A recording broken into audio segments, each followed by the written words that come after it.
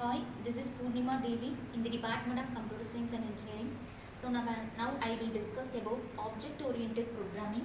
So that is OOPS.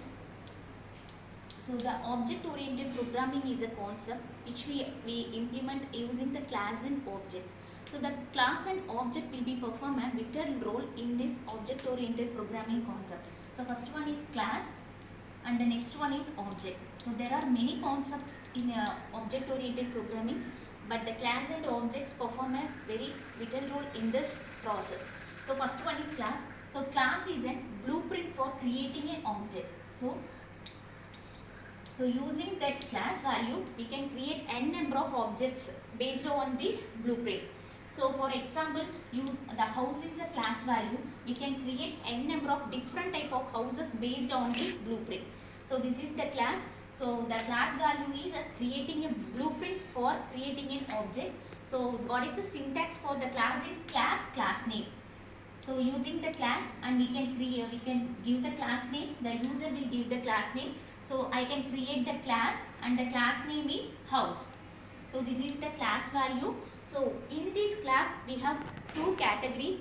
First one is we can include the attributes.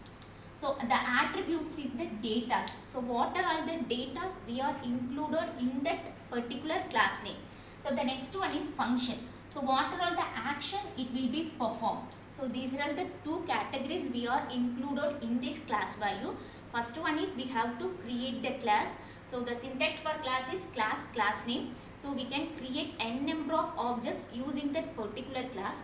So in this class I have included two categories. First one is attributes. The attributes is nothing but the data. So what are all the attributes we are included based on the class. And the next one is the method. So what are all the function we have to be performed based on the class value. So I will discuss using some simple program to define the class value. So I will create a class for our mobile phone. So first we have to create the class public. So public class. So my class name is mobile phone. So after that I will create my attributes. So the attributes means data. So what are all the data will be included using this mobile phone. So these are all the basic data. So using that mobile phone, the basic mobile phone have some different type of categories of data.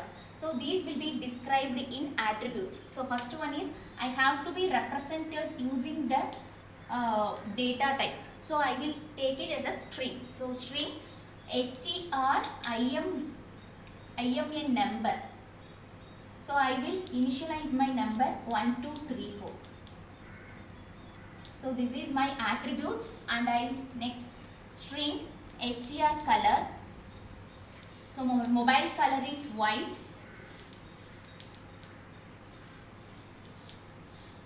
Then string str version.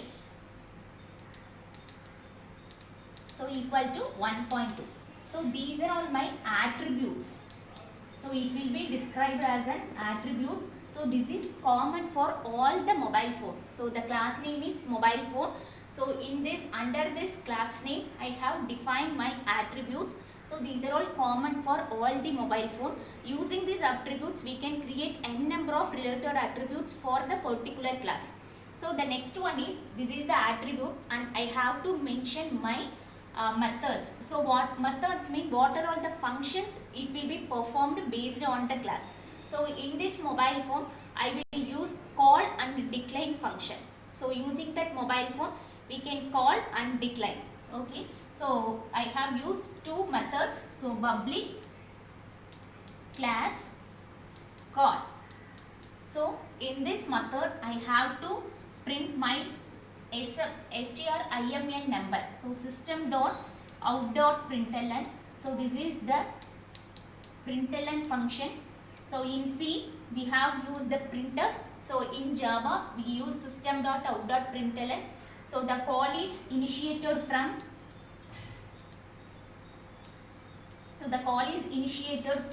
So I use my string number. So in this, while this method call method is activated, so the function, the definition will be printed. So the next function, next method is public class decline. So in this system.out.println, so the call declined from,